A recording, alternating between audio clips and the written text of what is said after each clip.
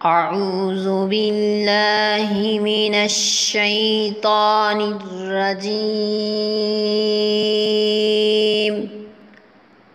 اللہ کی پناہ مانگتا ہوں شیطان مردود کے شر سے۔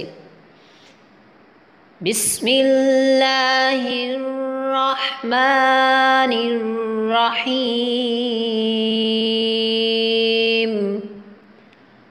اللہ کے نام سے شروع جو بہت مہربان نہایت رحم والا ہے۔ بئس ما اشتروا به انفسهم من يكفروا بما انزل الله بغيا ان ينزل الله من فضله على من يشاء من عباده فباءوا بغضب على غضب وللكافرين عذاب مهين۔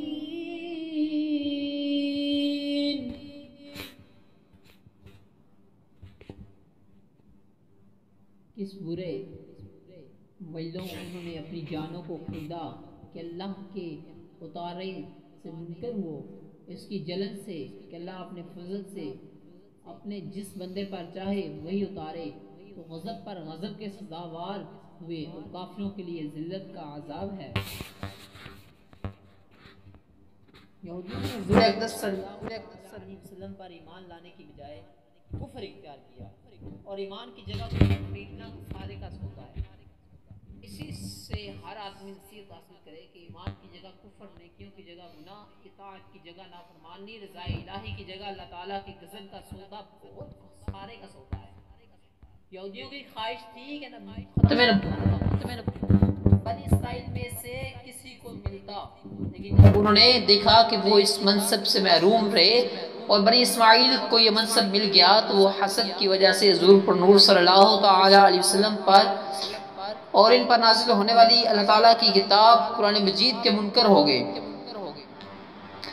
اس سے معلوم ہوا کہ منصب اور مرتبے کی طلب انسان کے دل میں حسد پیدا ہونے کا ایک سبب ہے، اور یہ بھی معلوم ہوا کہ حسد ایسا خبیث مرض ہے جو انسان کو کفر تک بھی لے جا سکتا ہے۔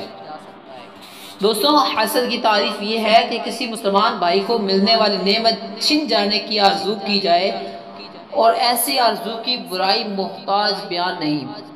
حضرت ابو ہریرہ رضی اللہ تعالیٰ عنہ سے روایت ہے، حضور اقدس صلی اللہ تعالیٰ علیہ وسلم نے ارشاد فرمایا، آدمی کے دل میں ایمان اور حسد جمع نہیں ہوتے۔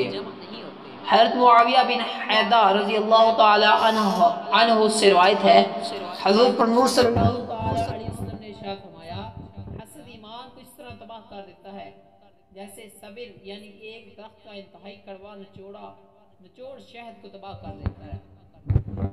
یاد رہے کہ حسد حرام اور اس باطنی مرض کے بارے میں علم حاصل کرنا فرض ہے۔ اس سے متعلق مزید تفصیلات جانیے تاکہ حسد سے آپ محفوظ رہیں۔ فباؤ بغضب علی غضب، یہ لوگ غضب پر غضب کے مستحق ہو گئے۔ حضرت عبداللہ بن عباس رضی اللہ تعالیٰ عنہما فرماتے ہیں، یہودی تورات کو ضائع کرنے اور اس کے احکامات کو تبدیل کرنے کی وجہ سے پہلے غضب کے مستحق ہوئے، اور حضور نور صلی اللہ تعالیٰ علیہ وسلم کے ساتھ کفر کرنے کی وجہ سے دوسرے غضب کے حقدار ٹھہرے۔ بعض مفسرین نے فرمایا کہ حضرت عیسیٰ علیہ السلام اور انجیل کا انکار کرنے کی وجہ سے یہودی پہلے غضب کے مستحق ہوئے، اور نبی کریم صلی اللہ تعالیٰ علیہ وسلم اور قرآن مجید کا انکار کر کے دوسرے غضب کا مستحق ہو گئے۔ دوستوں، آج کے لیے اتنا ہی۔ انشاءاللہ ملیں گے نیکسٹ ویڈیو میں نیکسٹ آیات کے ساتھ، اور اس سے پہلی تمام آیات یوٹیوب پر موجود ہیں۔ آپ کسی بھی آیت کا ترجمہ سمجھنا چاہیں یا سننا چاہیں یا سیکھنا چاہیں، عربی اور اس کا ترجمہ اردو میں موجود ہے۔ آپ اسے سرچ کر کے حاصل کر سکتے ہیں اور اس کا ترجمہ سن بھی سکتے ہیں اور سمجھ بھی سکتے ہیں۔ دوستو آج کے لیے اتنا ہی، انشاءاللہ ملیں گے نیکسٹ ویڈیو میں، تب تک کے لیے اللہ حافظ۔ السلام علیکم ورحمۃ اللہ وبرکاتہ۔